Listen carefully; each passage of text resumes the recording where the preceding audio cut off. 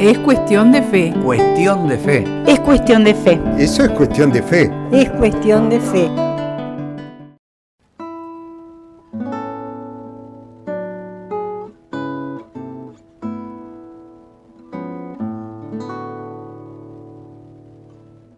Corría el año 1890. En los últimos días de abril aparecieron en los muros de Montevideo unos carteles invitando a todos los obreros a encontrarse en determinado lugar el día 1 de mayo. Ese día era feriado cívico en Uruguay, pero no por motivo del Día de los Trabajadores. Se celebraba la fiesta de San Felipe y Santiago, patronos de Montevideo. En Uruguay y otros países, los obreros se encontraban por primera vez un 1 de mayo para recordar a los mártires de Chicago. 4 años antes, en los Estados Unidos, había habido grandes huelgas demandando la jornada de 8 horas, porque en algunos lugares la tarea se extendía hasta 16 horas.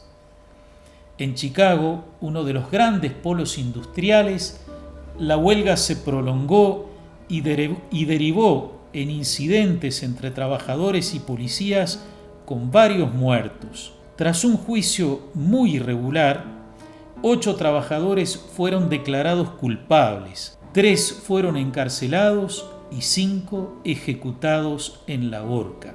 A partir de allí, los movimientos sindicales en los distintos países comenzaron a marcar ese día como jornada de reivindicación de los derechos de los trabajadores. En 1916, Uruguay estableció por ley el 1 de mayo como fiesta del trabajo, pero ya 3 años después quedó establecido como Día de los Trabajadores, como sigue hasta hoy. A lo largo de los años, la jornada se ha cargado de diferentes significados: celebración, reflexión, lucha, pero no deja de ser un momento para considerar la realidad del mundo del trabajo y de los hombres y mujeres que con su esfuerzo ganan su pan de cada día y en el campo, la industria o los servicios generan la riqueza de las naciones.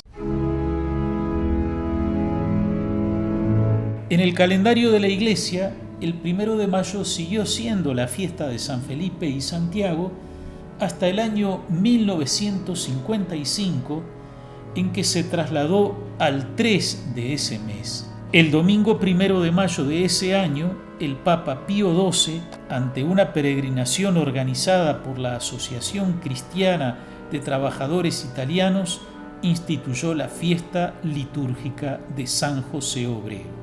Con esta decisión, la Iglesia quería expresar un reconocimiento al mundo del trabajo.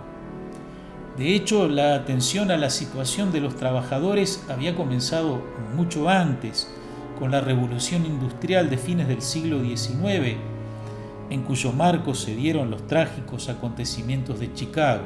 Fue el Papa León XIII quien puso su atención en el enorme cambio social que se estaba produciendo, y en 1891 escribió la encíclica Rerum Novarum, es decir, de las cosas nuevas, sobre la situación de los obreros. Con este documento se inició en la Iglesia una reflexión que hoy es conocida como doctrina social de la Iglesia. Los sucesores de León XIII fueron desarrollando ese pensamiento que tuvo en San Juan Pablo II un especial lugar, particularmente en su encíclica Laborem Exercens sobre el trabajo humano del año 1981. En su visita a Melo, en la que dirigió un mensaje al mundo del trabajo, el Papa polaco hizo referencia a ese documento. Los obispos uruguayos, desde hace muchos años, suelen emitir un mensaje con motivo del día 1 de mayo a modo de reflexión y de saludo a todo el mundo del trabajo.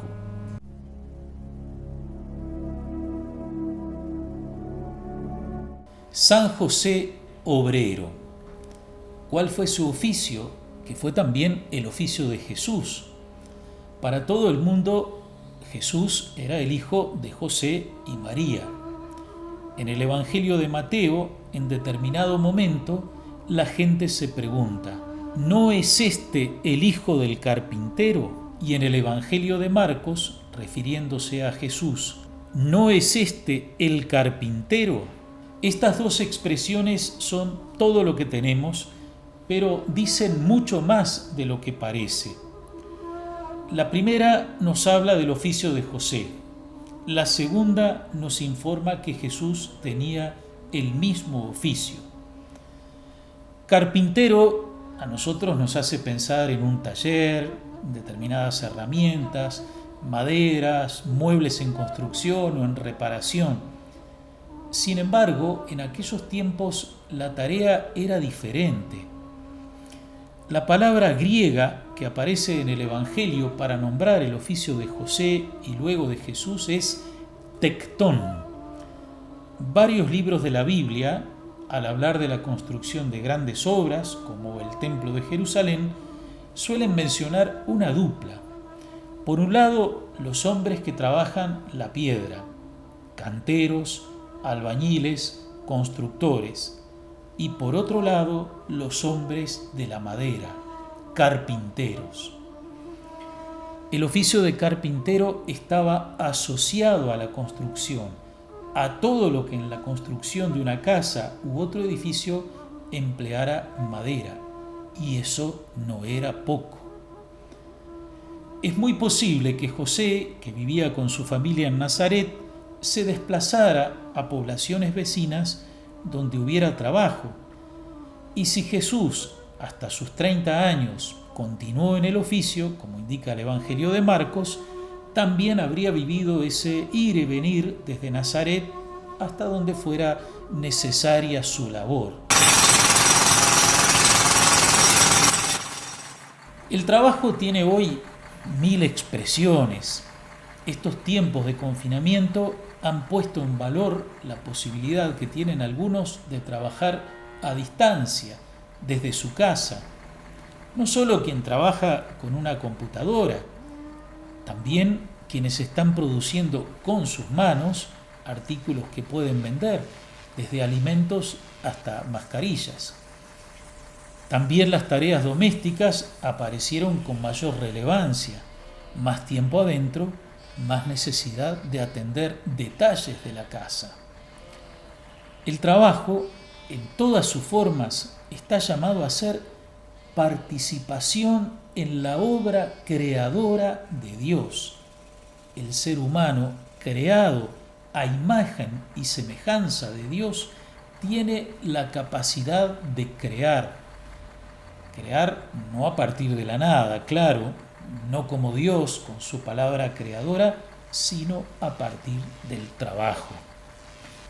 Cuando Dios se hace hombre, es decir, cuando su Hijo, su palabra eterna, se hace uno de nosotros, Jesucristo, el Hijo de María, Dios trabaja con manos humanas. En Jesús Dios conoce el esfuerzo y la fatiga. Trabaja como obrero con sus manos durante la mayor parte de su vida en la tierra. Participa de la obra creadora del Padre igual que cualquier otra criatura humana, dejando esa impronta de humanidad en cualquier cosa que hiciera. Ya el Papa León XIII señalaba que cuando el hombre aplica su habilidad intelectual y sus fuerzas corporales a procurarse los bienes de la naturaleza, es decir, cuando trabaja para ganarse el pan, su persona deja impresa una especie de huella en el fruto de su esfuerzo. Esa idea de la huella es lo que hace que el trabajo sea personal. Cada uno deja algo de sí mismo en lo que hace.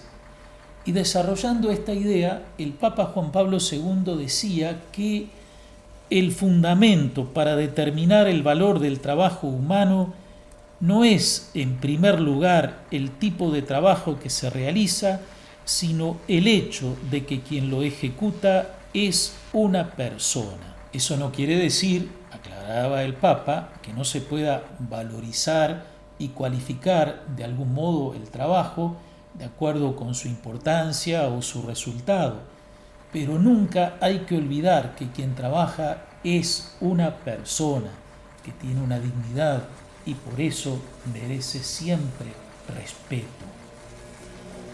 Es que además el trabajo no es un fin en sí mismo. Volvemos a Juan Pablo II. La finalidad del trabajo, de cualquier trabajo realizado por el hombre, aunque fuera el trabajo más corriente, más monótono en la escala del modo común de valorar, e incluso el que más margina, permanece siempre el hombre mismo. Amigas y amigos, en este Día de los Trabajadores, mi saludo a todos los hombres y mujeres que trabajan. Los confiamos a la protección de San José Obrero. Que el Señor los bendiga, sigamos cuidándonos y hasta la próxima semana, si Dios quiere.